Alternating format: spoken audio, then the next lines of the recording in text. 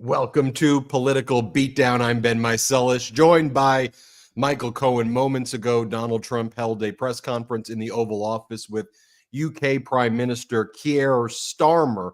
Donald Trump was asked if he still thinks Ukrainian President Zelensky is a dictator. Take a look at what Trump said. Let's play it. President, do you still think that Mr. Zelensky is a dictator? Did I say that? I can't believe I said that. Next question. He thinks this is all one big joke, either that or he's cognitively addled. Then Donald Trump is asked what would happen if Russian forces attacked UK forces in Ukraine as part of a peacekeeping mission. Would the United States help the United Kingdom? Donald Trump basically says no. Play this clip. Between our two countries. That is why this is the greatest alliance for prosperity and security I think the world has ever seen. Whenever necessary, we absolutely backed each other up, and that's at the Could core you take on Russia by yourselves? Well, all right, one or two more. You know what? It's not even funny. I mean, that's the whole thing. It's so sad seeing the American president talking about, think about how many lives have been lost, Ukrainian as well as Russia. Could UK take Russia on? Abso-fucking-lutely they could. You know why? Because they would still have France. They would still have Italy. They would still have their allies fighting alongside with them. Russia does not have what Russia wants to purport. They don't have the nuclear armaments. That everything Russia has is old. Remember that. Yeah, I want to share this with you as well. As part of this press conference, you have Donald Trump being asked more questions about Russia, and Trump says that Russia has been acting very well. He compliments Russia over and over again. Here, play this clip. Say this, as I said yesterday, you're talking about a peacekeeping force. We have to make a deal first. Right now, we don't have a deal. We have Russia, we have Ukraine. I think we're very well advanced. I think Russia has been acting very well. We have Representatives Steve Witkoff and Scott and Marco and JD. We're all involved, every one of us, and a lot more. It should be noted that Russia has only been escalating its attacks on Ukraine lately. Notice Donald Trump refuses to say anything complimentary ever about Ukraine. And again, we all will remember how we reported on the United States joining the axis of evil earlier in the week with Russia, North Korea, Belarus, and Hungary to vote against a United Nations resolution condemning Russia's unlawful invasion of Ukraine. Then Donald Trump is asked about Ukraine joining NATO, to which Donald Trump blames the desire for Ukraine to join NATO for the invasion on Ukraine. Let's just play this despicable clip. The Europeans want Ukraine to be part of NATO as part of this deal. Are you willing to budge on that at all, or is it a firm? Well, I could be very nice and say, oh, well, we'll work to it. Look, it's not going to happen. It's just not going to happen. That's what started this whole thing. Biden said that, and all of a sudden the gun started. That was one of the primary reasons it started. And this was long before President Putin. They never said it was an impossibility. So we can say, oh, gee, well, we'll try. But that's something that's just not going to happen. And then the other question I ask is about the land. Will you get your land back? Well, they've fought long and hard on the land, and you and I will be discussing that. And we're going to certainly try and get as much as we can back. But on the NATO, it's just not, that's not going to happen. Yeah, please. It's just so, to your point, Cohen, as an American, embarrassing to watch that. It is frankly humiliating to see that is what is representing the United States of America right now so disturbingly, so dangerously. And I'll make this comment also. I was very disappointed with Keir Starmer's performance there. To me, Keir Starmer, he fact-checked Trump maybe once or twice. There was a easy softball question about what his view of Trump's statements about Canada becoming a 51st state, which Keir Starmer kind of totally flubbed. And, to me, it was very different than when French President Emmanuel Macron was in there and seemed to have more of a command of the room than Starmer, was just my evaluation. And, I was, that's just my initial reflection. I don't think Starmer is not fully advised and up to date on world news. I just think that he's chicken shit. And I think at the end of the day that he's not prepared to call Trump out. Let me be very clear about something. Again, having been around Trump for a decade and a half, it's really not easy to sit in front of him. I don't know the reason why. People think, just because he's your boss that you can't say anything. I cannot tell you the number of people who never worked for Trump, who came in, whether it was guys like, just you name it, that would come to the Trump org, sit down in the chair. I'd be sitting directly next to them, and they would not correct Trump on something which was blatantly wrong. I can't tell you the number of people. Henry Kissinger, as an example, when we were talking about Middle East, Trump said something which was just legitimately false. And Kissinger didn't respond, didn't correct it. Perlmutter did, but Kissinger wouldn't. And I'm saying to myself, wow. That's what you're seeing here right now. You're seeing a fear that now Trump will come after him the same way he's going after, say, Zelensky, the same way he's going after Trudeau. And that's not what this guy wants. He's acting the same way as members of Congress are acting, which is not good and not for the benefit of their people or the constituents.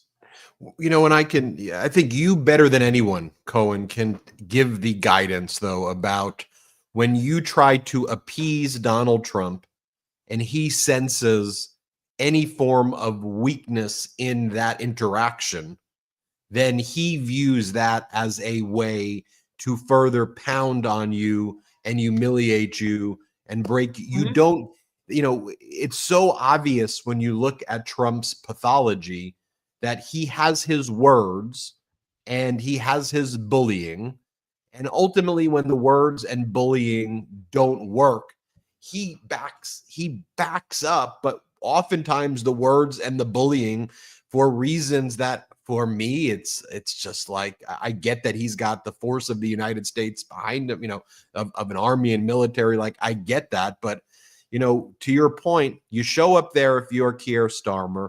You don't have to show up there. You show up there. That's going to happen. And so to look a little bit deer in the headlights-esque while that was taking place, to me, it's like all that sends a message to Trump is, and people could go, well, that was his strategy. If you're quiet, if you're whatever, then you won't bring any more trouble to the UK. To me, and tell me if you disagree, it attracts more problems the moment Trump senses any bit of what he considers to be a sign of deference or weakness. That's my view of it. Well, look, let me say it to you a little bit differently. Knowing him again as well as I do, think about yourself as Mike Tyson in his heyday, okay? And no matter where you walk, you're the toughest guy on the street. And here, he's taking advantage, right? So as the Ben Meiselas morphed into Mike Tyson at his absolute prime, everyone that you walk past, you push. Everyone that you walk past, you kick in the leg, or you hit him in the stomach. And you say, why the hell would you do something like that? And he says, because I can.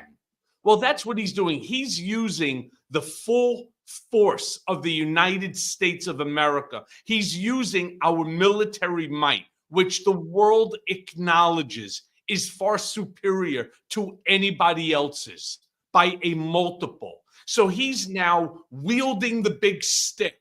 And as a bully, he intends to wield that stick, not against his adversaries, but against his allies. And this, to me, is the part that I don't understand. You know, he wants to be the king of the United States of America, the monarch, the dictator, the ruler, whatever you want to call it. He has the ability to be the leader of the free world. He would be the guy that everybody comes to, which I know in his heart he wants. But being that leader for, as you call them, the axis of terror, to me, makes absolutely no sense. It actually goes against things that I have heard him say over and over and over. And I don't know what the hell is going on inside his head anymore. You know, it just seems that that's where his pathology has him gravitate to. I mean, it is, you know, you think about that type of personality that is unfit for leadership positions generally, and of course, unfit for a leadership position like the presidency or especially of any large organization. I mean, there are certain types of human beings, right, who don't have friends or lose a lot of their friends because how they spend their time is not building but destroying the relationships. And you know, it's easier for Donald Trump, lazier, and he feels it more gratifying to go after countries that are trying to be helpful, the same way if people were helpful to you in your life and you shut them down versus, you know, actually confronting your real problems out there. I mean, the real problems and the real issues that are confronting America, you know, is the actual geopolitical threat of Russia. But Donald Trump spends his time trying to appease that enemy, trying to be part of that crew while attacking Canada. And Canada has real, I mean, if Canada wants to be power, I mean, you know, exercise hard power. We've seen Canada in wars before. I mean, Canadians don't like war. They try to avoid it at all costs. But they keep a smaller home front. Yeah, come on, Ben. Let's be clear. Have you seen Canada World War I, World War II? I mean, Canada's the most vicious military when they want to be. Yeah, there's 62,000 of them versus 2.2 million of our military. As far as, you know, aircrafts and naval carriers, theirs are all old. If half my family lives in Toronto, my dad is Canadian until he gave up his citizenship, because became they're focused American. on healthcare. They're focused on helping it. I love Canada. I love my cousins dearly. I've been literally hundreds of times to Canada to visit family. Let me be clear. Militarily, Canada is not a top-tier country. All right? It's who they are today. And Trump is not wrong when he says they rely on us. But there's a quid pro quo that goes on. I have to push back on that. They don't. We take a lot. We take a lot from Canada as well. It's not like it's for free. All right. And that's the part that Trump is trying to drill into the heads of Americans, that we are acting as the police force, as the military force for Canada, but we don't get anything back. Everything isn't in apples to apples quid pro quo. They give us a lot. We give them a lot. And that's how relationships are built. What he wants to do is compare everything dollar to dollar. And that's not how diplomacy works. There's always somebody at the table who is the strongest, plain and simple. And to those people that think that this is some sort of a, that Donald has dementia or so, it is not dementia that he's dealing with right now. It is the concept of pure and total absolute power that he is craving. And there are people breathing that shit into his ear where he actually believes that he will live forever. He actually believes that he can be the first czar of America. That's what he's believing.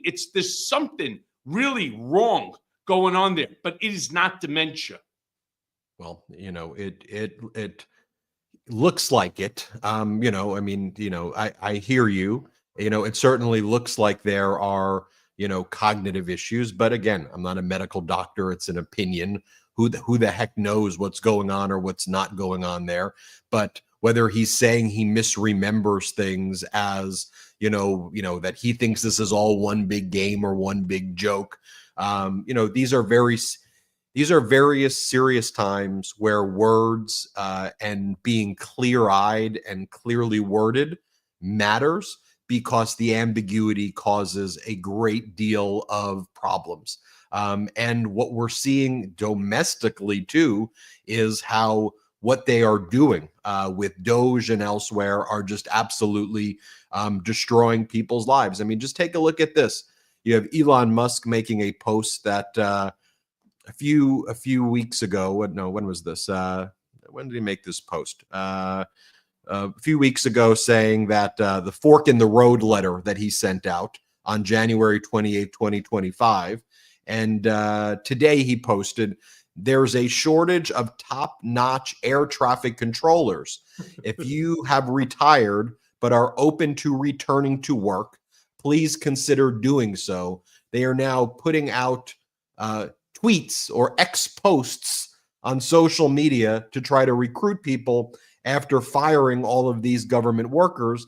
And as it seems like every other day, there's some incident now involving airplanes. I want to share with you this as well. This is from this ridiculous cabinet meeting that took place, Cohen, where you had Elon Musk basically leading the cabinet meeting.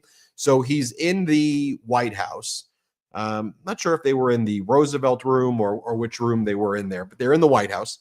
You have Elon Musk wearing a black MAGA hat, dressed in a T-shirt and a suit jacket in a cabinet meeting. And you have Elon doing his whole thing where he's like, I should say that make mistakes. We're going to make mistakes. Like, remember when I made the mistake about Ebola and I fired the Ebola people, and then we hired the Ebola people back here. I think we've got that clip from the cabinet meeting. Just the optics of this, and then the execution of what they're doing is so dangerous. Play it. Like, well, is this real? Just go to doge.gov. We line item by line item, we specify each item. So, and I should say, we will make mistakes. We won't be perfect, but when we make a mistake, we'll fix it very quickly. So, for example, with USAID, one of the things we accidentally canceled very briefly was Ebola prevention. I think we all want Ebola prevention. So we restored the Ebola prevention immediately, and there was no interruption. It's truly amazing, isn't it? I mean, the fact that, yes, we will all acknowledge that Elon Musk is rich. All right, that's an inarguable comment.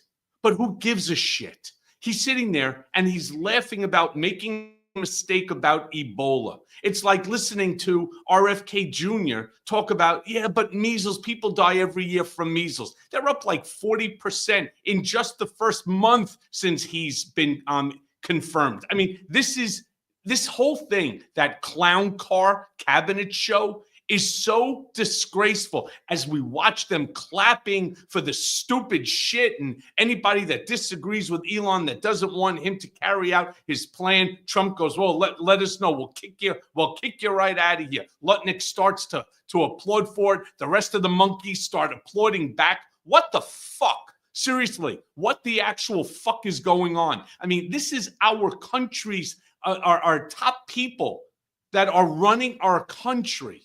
And none of this makes any sense at all. Look, I don't care. Trolls, no trolls, Trump supporters, Trump detractors. I don't care. I don't believe that there's a single person with us right now. I don't believe that there's a single American right now in this country that wants to see Ebola in the United States of America or anywhere. Now, a lot of people will say, well, better there than here. Sure, I think we could all agree with that. But if there's something that we can do about it, if there's a cure for it, a vaccination for it, abso-freaking-lutely. We don't want anybody to die from Ebola. We don't want anybody to die from measles, mumps, rubella. You know, the last outbreak was 2015. We've managed to eradicate it with vaccinations, but because of the nonsense surrounding COVID vaccinations, all of a sudden it's no longer acceptable, or it becomes acceptable to say, I don't want my kid vaccinated. And you know what? Here's what we're seeing already. 2 deceased, 2 children for no reason at all, gone. All right? 2. And this is not a joke. This is absolute. There you go. U.S. records first measles death in 10 years. I think they're at 2 now, if I'm not mistaken. Either way, 1, 2, whatever it might be, there's something wrong when you have the ability to prevent that, and for whatever the reason is, you choose not to. There's something seriously wrong here. You know, it was one of the things that when COVID was ravaging our country, and by the way, the death numbers for COVID and flu right now are still, you know, very, very high. And with NIH cuts, CDC cuts, and other working group cuts, you know, one of the questions is will we have flu vaccines for the next flu season? I mean, we fortunately still have vaccines because of former President Biden for this season. But what about for next season when that's not a priority? And those are the types of federal employees who are getting fired and who are getting cut. You know, it was this kind of lack. You know, people would be dying en masse, and for MAGA, you know, maybe it was because they were living on their rage algorithms that the digital rage was exceeding literal death. You know, that the digital rage exceeded like real world things. And I would be like, y'all are doing things and taking actions that are quite literally killing yourselves, and there's like a disconnect between that, or maybe it is just, that's why they call it a death cult sometimes. And when we're seeing little kids dying unnecessarily in areas where people are not getting vaccinated because of agendas being pushed, and then we have RFK Jr. at this cabinet meeting telling the American people at a cabinet meeting that this is normal, that this is what normally happens, and it isn't normal. It is in any other era, this would be viewed as grounds for immediate resignation, immediate termination. Yet every day you have Trump and these MAGAs flood the zone with all of these things as prices are surging. If you could even find eggs, they're at record highs. You had Donald Trump at the cabinet meeting talking about how, you know, egg prices are, you know, he's like blaming the current administration and like pretending he's not part of the current administration. I want to let people know the distractions, but then I want to remind people of the broken promises, and we'll get into all of that too. So I want to remind everybody about Michael Cohen's podcast, Mea Culpa, the blue one. I want to remind everybody about Michael Friday. You know who's coming on Friday, Ben? Anna Delvey. Yep, Anna Delvey. It's a great conversation. There's actually quite a few similarities between the two. Hey, Ben, before you go between on the two to Donald Trump, before you move on, I just want to ask you, do you think that Trump would be putting up with any of Elon Musk's bullshit if he wasn't rich? If he did have money, do you think that he would have been chosen for this Doge program, this department, this agency, whatever the hell it is that none of us know? And of course, the answer is no. I mean, of course, no. Yeah, I mean, of course. Right. In fact, if he would pull any of this crap, they'd have him taken out in a straitjacket. Sorry. Continue. Let's take our first quick break of the show. When we come back, Michael Cohen, we've got the FBI now bringing in UFC fighters. That's their new agenda, the UFC to FBI, while getting rid of FBI agents. One of Kash Patel's agendas. Also, you have the Department of Justice now saying that they're not going to turn over the Epstein files. I wonder why they handed over they handed over a little notebook today, and they said, we've got it. And they just turned over the phone logs that were produced back in 2021 that actually has Trump's name on it. And then they're saying, we did it. And even some Republicans like Anna Paulina Luna, who's like running this committee that's trying to get these records, is like, this is not what we asked for. This is like the biggest unforced error by the Trump administration, because we know why. We'll take a quick break, and we'll be right back. Throughout my life, I literally drink one type of a drink, a specific 12-year single malt scotch. And the truth is, I've never had more than 2 in a single night. And I can remember when I was around like 15 years old, I had more than 2 one night, and I woke up the next day with a massive headache. So if you're one of those people who partakes, let's just say a little more than you should, here's something that you should know. Sol's out-of-office THC beverages, they work as an alternative because first, they're low calorie. Second, they're gluten-free. And most importantly, they don't cause hangovers. Now, I just want to say thank you to Sol, who's sponsoring this podcast. And if you listen to this show, you've heard me rave about Sol's out-of-office gummies. Well, the team at Sol, they just launched their new out-of-office beverages that are perfectly microdosed with hemp-derived THC and CBD to give any situation that vacation vibe. The out-of-office beverages, they not only come in 2 mouth-watering flavors, raspberry lemonade and cucumber melon lime, they also offer 2 different doses. You can get 2.5 milligram THC and 5 milligram THC. So feel the freedom to choose with 6, 12, or 24 packs so that you can drink your THC in any way that you like. Now, out-of-office beverages, they give you that warm, that fuzzy, that euphoric microdose feeling without sending you to the moon. And you could crack one open after a hard day at work, wind down with your favorite TV show, or just merely share a 6-pack with friends at your next hangout. I mean, truly, whatever floats your boat. And here's a little fun fact. Sol was founded 5 years ago by brother and sister duo Mike and Angie.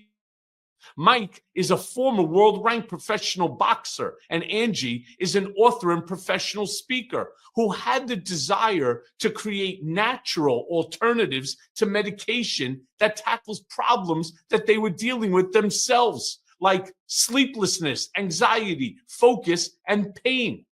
And that's not all. That's not all that Sol's got. So whether you're looking for a sleep aid, enhanced focus, or pain relief, Sol has all your wellness needs covered. Plus, all of Sol's products are grown right here in the USA, organically farmed, and again, gluten-free. So if you want to feel your best, head over to getsol.com. That's GETSOUL.com, and use code BEAT, B-E-A-T, for 30% off your order. That's 30% off your order using code BEAT. One last time, getsol.com and code BEAT, B-E-A-T, for 30% off. Welcome back. Political Beatdown. Great ad reads. Look, you're having even like right-wing influencers like Dave Portnoy even, who's saying things like, if I'm going to be fair, these questions need to be asked today. Why is the release of the Epstein list always a shit show? What's the point of booting out illegals and criminals while somehow becoming a safe haven for the Tate brothers? Why is crypto in the toilet if Trump is the crypto king? How far does Tesla stock have to crash before Elon goes back to work? And look, those are all fair questions right there. But to me, the questions that are left out there too is, why are prices surging? This is what Americans are talking about.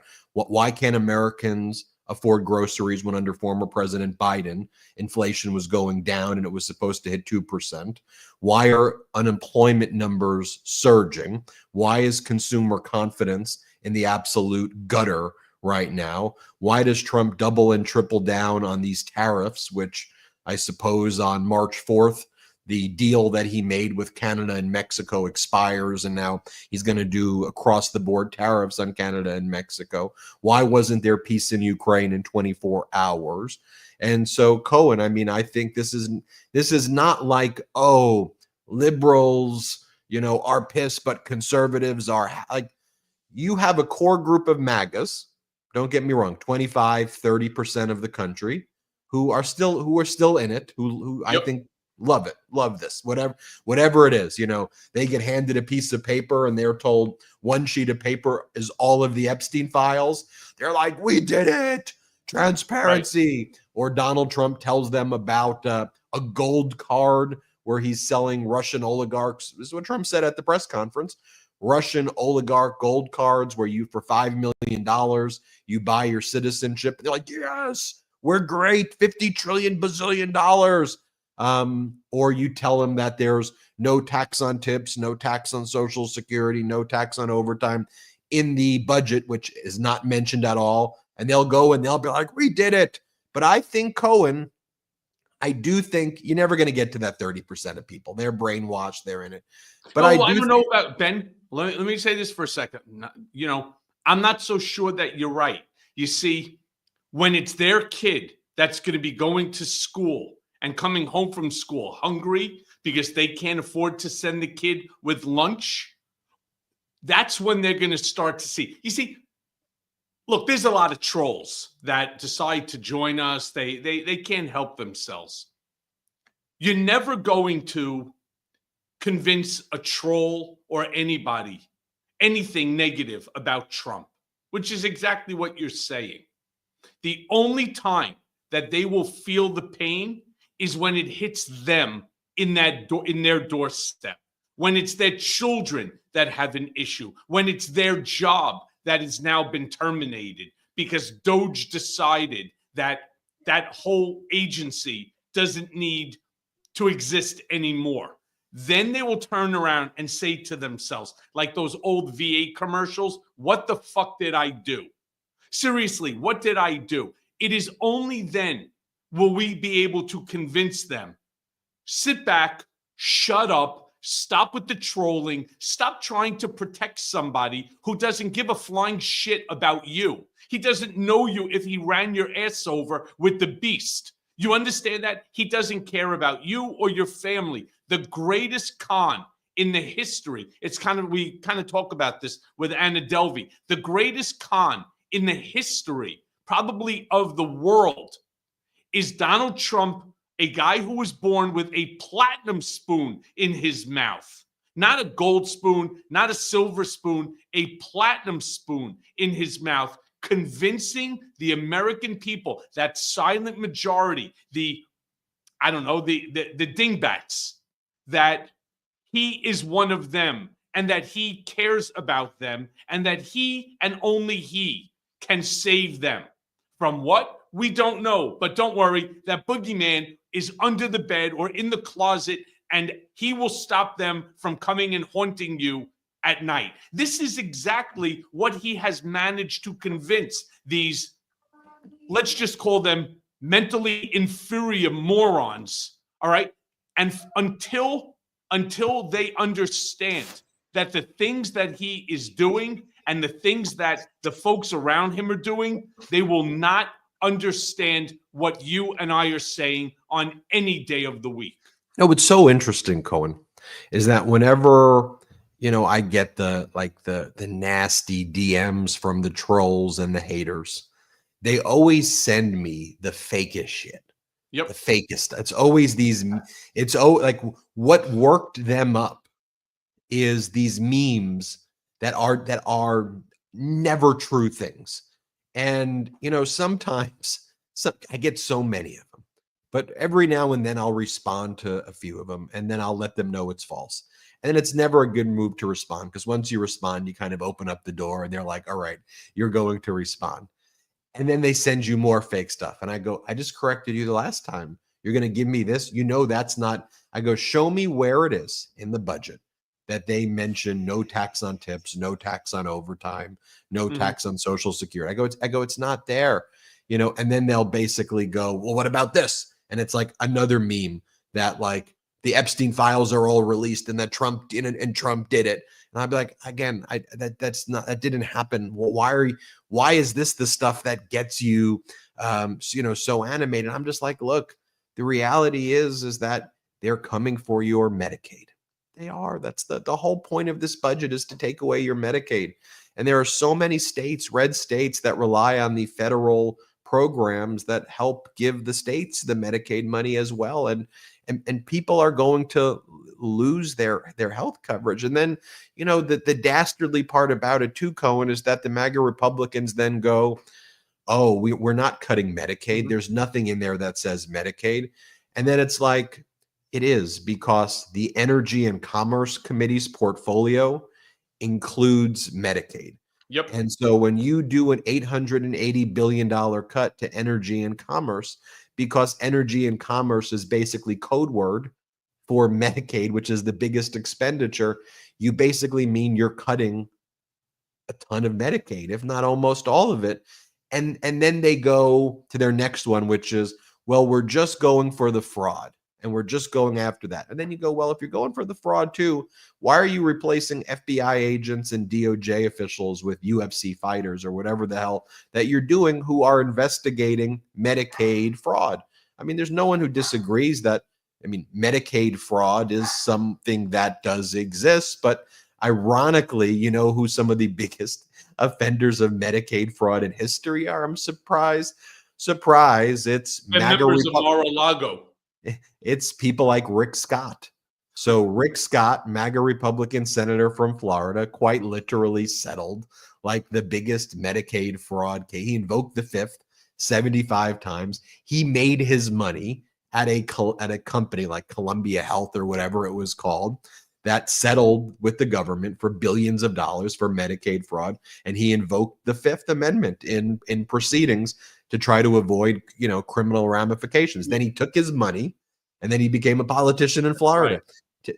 Take a look at some of these headlines, Cohen. How about Ben? How about one of the people that he actually pardoned? The guy had, I think, the biggest Medicaid fraud, Isformis in Florida. He bought a pardon from Trump in the first administration. We're talking about like a $1.2, $1.3 billion Medicaid scam. Look, I don't know the case. I don't know that case.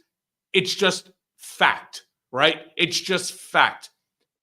I'll tell you a very quick. Can I tell you a very quick one? There's a friend of mine who happens to live in a southern state, a very red state, whose the child has juvenile diabetes. And, it's very, very sad. But I do have to say that the insulin is extremely expensive. And it's not like he has a big paying job. He has a job and he's working and he's trying to put food on the table and pay the rent and everything else. He's got a lot of stuff on his plate, right? He's afraid that they're not going to be able to afford the insulin. And so I'm saying to myself, wow. Would you vote again for Trump right now, knowing what you know, if the election was being held tomorrow? And son of a bitch, he turned around and he said he would. And I'm saying to myself, how sick does your child have to get before which you turn around and say, stop? He said he was not going to touch Medicare, Medicaid, or Social Security. Now what? How stupid can people be to continue to listen to the lies that are being promoted and regurgitated by this group of goofballs until you turn around? It is up to us. I have been talking now for, I don't even know how many years, 4 or 5 years, warning the American people exactly what was going to happen. And for the most part, my predictions have come true. How many more times did, Ben, you and I have to sit and yell from the rooftop before people who are being affected wake up and turn around and say, okay, let's now focus not so much on Trump.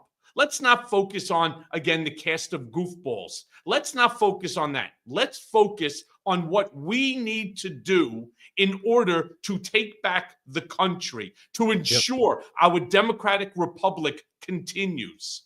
What do we need to do? And there is only one answer. And that's to organize. That's to be a part of a community like Midas Touch Network. By the way, I'm going to now give Ben a little pat on the back. If I was with him, I'd give him a little smack in the head, right? Over 4 million people are now part of the Midas Touch Network family. Think about that, all right?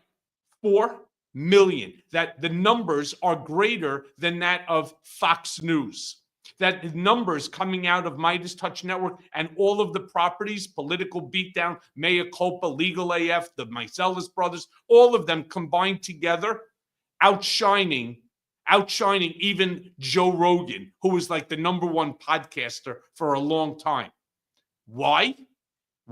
Because our message is being heard. But 4 million isn't going to do it. We want to get to 5 million. And after 5, I'm a little bit selfish. I want to see 10. Why? Because come 2026, when it's time to organize, time to ensure that everyone, I don't care how lazy you are, get up and go frickin' vote.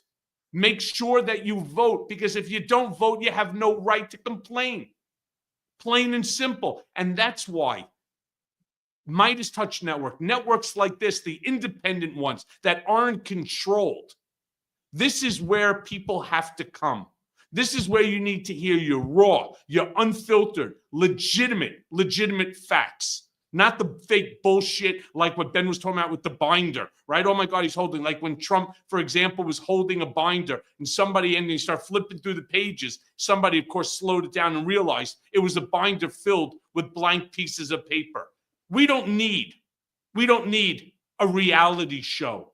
We need a president who cares about this country like the way we care about this country. Yeah, Cohen, that's why when you give me a story like that, and I think about the person, whose disabled kid is going to suffer pain, and that individual can have the pain inflicted on them by, not the rage algorithm crap, right? Not the, oh my God, Hunter Biden's coming for me. No, actual pain inflicted upon their family members, on their lives, on their communities. But let's just be selfish for a second, right? Your family is being screwed. Your Medicaid's being taken away. If your kid is part of a special needs program at school, that's being taken away. You may have lost your job. Prices are going up. These things are actually hurting you.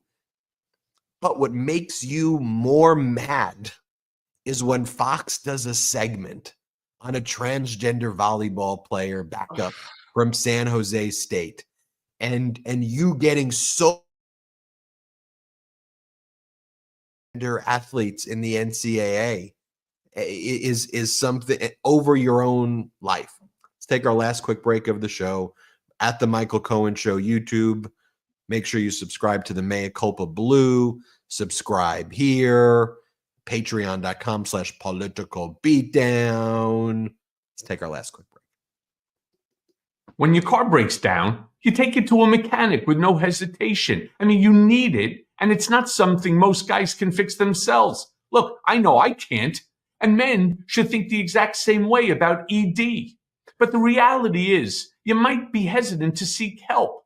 Well, thankfully, through HIMSS, you can get access to personalized ED treatment without ever stepping outside your door.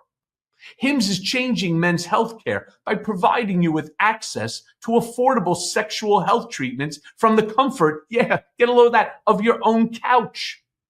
HIMSS provides access to a range of doctor-trusted ED treatments like chewable Hardmints and Viagra and Cialis and their generics for up to 95% cheaper. You hear that? 95% cheaper. The process, it's also 100% online, so that there's no need for uncomfortable doctor visits. What you do is you just answer a series of questions on their site, and a medical provider will determine the right treatment option. And if prescribed, your medication, well, it ships directly to you for free. And there's no insurance needed. And one low price covers everything from treatments to ongoing care. Now, with hundreds of thousands of trusted subscribers, HIMSS can help you find the ED option that works best for you. So start your free online visit today at hims.com/beat. That's HIMS.com/beat for your personalized ED treatment options. Again, that's hims.com/beat. The products mentioned are chewable compounded products which are not approved by or verified for safety or effectiveness by the FDA. Prescriptions require an online consultation with a healthcare provider who will determine if appropriate. Restrictions apply. See website for details and important safety information. Subscription required, and price varies based on product and subscription plan. Welcome back. This is Political Beatdown. Michael Cohen. Love when you do ads like that. It's Yeah, by the way, you should be doing that HIMSS ad. okay. I think you do it so well that you do. We need people who can authentically speak to the issues, you know. All right. So Cohen, talk to us though about what we were saying before, though. I mean, you've got people who vote for Marjorie Taylor Greene. I think we have this clip of her. I mean, someone like you're the person you mentioned, can be insulted to their face, like by a Marjorie Taylor Greene. But like, whatever. I think we have this clip of her right here, where she goes, these jobs that are being cut, these federal jobs, they're not real jobs, they're fake jobs. You're playing this clip. And we've got the clip, Jeremy, of Marjorie Taylor Greene. You can protest all you want outside of departments of this government. You can protest all you want, but the American people disagree with you. You're protecting the bureaucracy. The bureaucracy is not a business. Those are not real jobs producing federal revenue. By the way, they're consuming taxpayer dollars. Those jobs are paid for by the American tax people who work real jobs, earn real income, pay federal taxes, and then pay these federal employees. Federal employees do not deserve their jobs. Federal employees do not deserve their paychecks. And these are jobs that can be fired at will. You know that she's a federal employee. Imagine that our taxpayer dollars are going in order to pay for that horse shit. It's insulting. Here you have MAGA Mike Johnson saying that, folks, we did it. Okay, look, Elon Musk, he's cracked the code. He's got the algorithm. It's going through your data right now. This is great. Play the clip. And the Congress, we could have oversight. The problem is, for decades, as we know, we haven't been able to do that job well, because even though we requested the data and requested the insight, it was hidden. How many of you know that bureaucracy was not forthcoming, right? They're not transparent. That's the whole point. That's the problem. That's the deep state we talk about. So they were hiding from Congress. We didn't know that USAID was funding drag shows in Peru or whatever, transgender operas in Colombia or whatever, and it's madness. But Elon has cracked the code. He is now inside the agencies. He's created these algorithms that are constantly crawling through the data, and as he told me in his office, the data doesn't lie. We're going to be able to get the information. We're going to be able to transform the way the federal government works at the end of this, and that is a very exciting prospect. It is truly a revolutionary moment for the nation. We have a constitution, and it's called the United States Constitution, and by law, Congress's job is to do oversight. That's like literally our existence. And all of these folks, why is it that they all sound like they want to be talk show hosts, right? Yeah. So imagine that he has the AI tool. He told me himself. They're going to go ahead and they're going to sift through the data, and they're going to make things great again. They're going to make things great again. Peru, transgender, Should I say the word penis? Maybe that'll get some reactions. What else? What else should we talk about? Let's talk about deep state, Epstein. What else should we talk about? Hunter Biden. So we know you have all of these algorithms, and it's very complicated. We couldn't do the research on our own. So Elon, there I was. Elon, Elon. I mean, what the hell are we even like? What the hell are we even like? What the hell is that? So it's actually quite revolutionary that now Congress, we don't do our jobs and we allow a guy who made $38 billion from the government off federal contracts, according to a Washington Post article. We've given him full access to your Social Security and your private data and your medical records and your tax. He now has it. And guys by the name of Mr. Big Balls who are working for Elon, Mr. Big Balls has your data too. And isn't this all revolutionary? Don't you love this, Americans? I'm watching this. These are crazy people. I mean, look, they got these MAGA Republicans like Joe Wilson. What we really need, Michael Cohen, is a $250 bill. And I'm grateful to announce that I'm drafting legislation to direct the Bureau of Engraving and Printing to design a $250 bill featuring Donald Trump.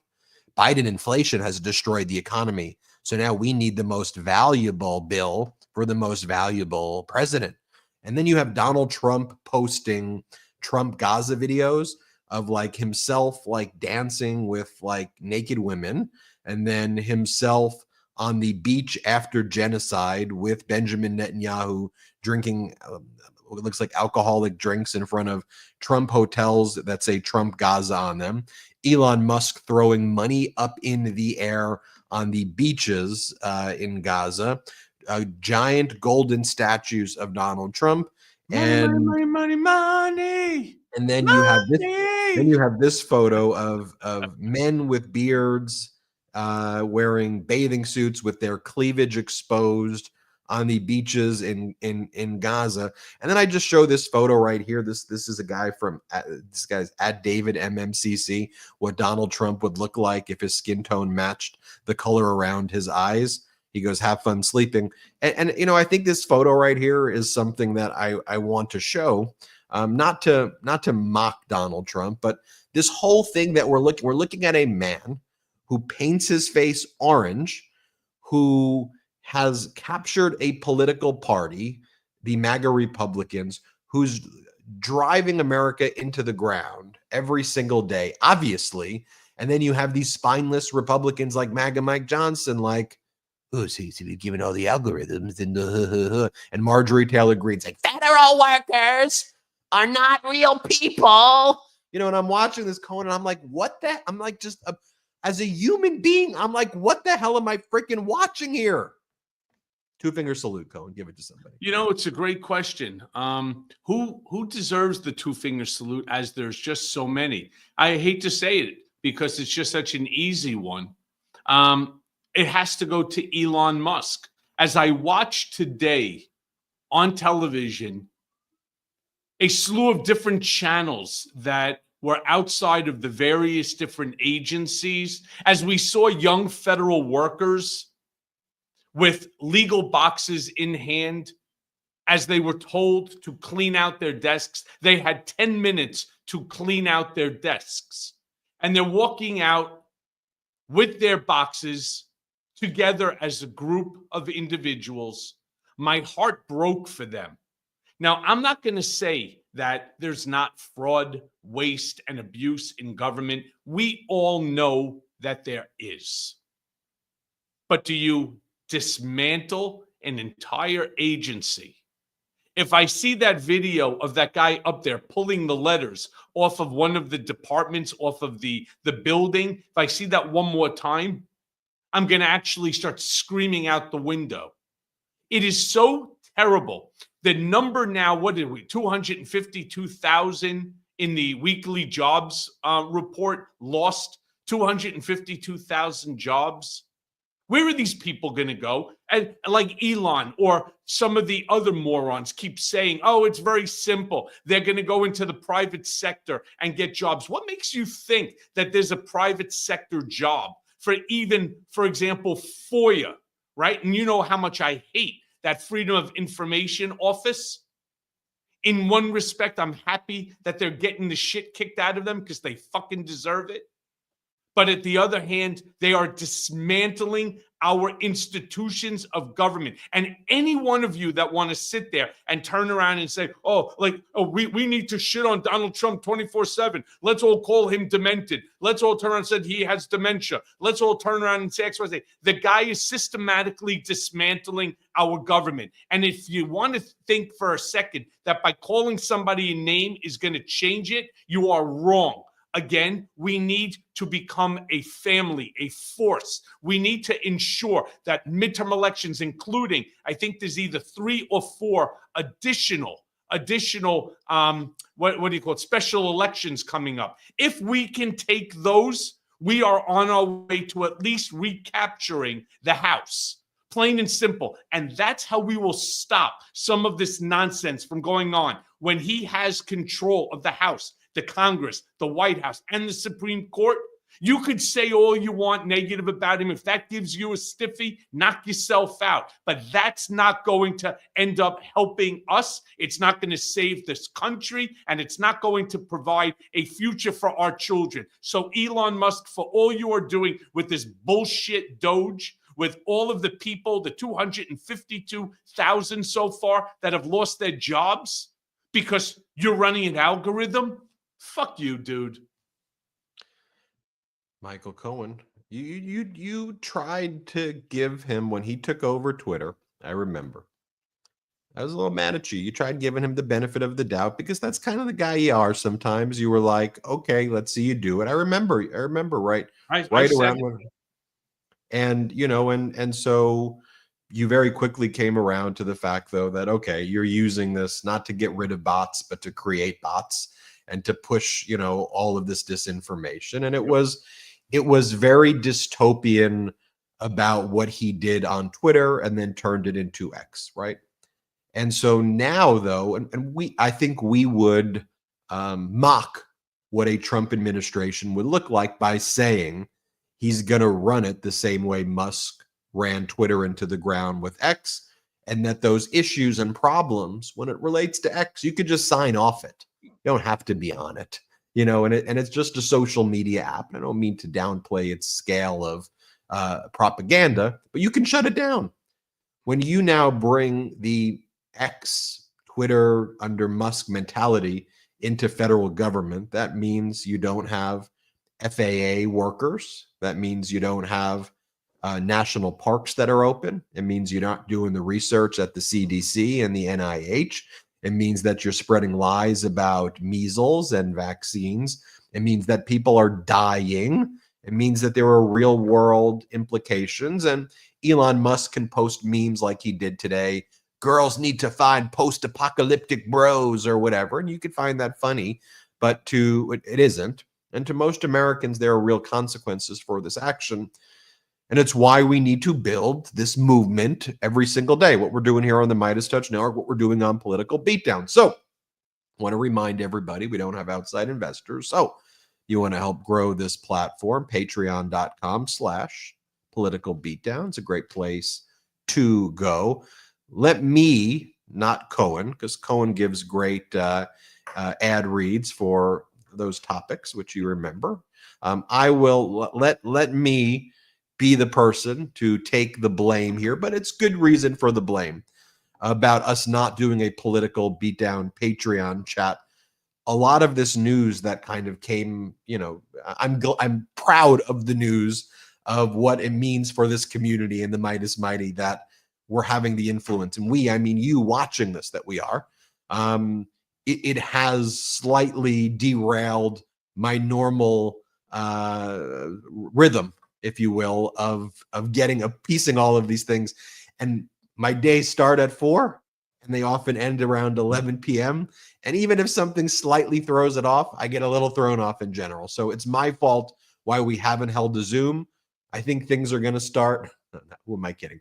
We're going to make sure we do a Zoom next week, though, at patreon.com. 100%. We're going to do it on Tuesday. We're going to do it. And so That's I want to let you know, though, I take the blame for that. And I think accountability is important. Make sure you also subscribe to Mea Culpa Blue wherever that's available, which is on every audio podcast. Just search Mea Culpa Blue, and make sure you subscribe to at the Michael Cohen Show YouTube channel. Let's get that to 1 million subscribers as well. Thank you all so much for watching. Shout out Brigaders, and then shout out to the Midas Mighty. Have a good one, everybody.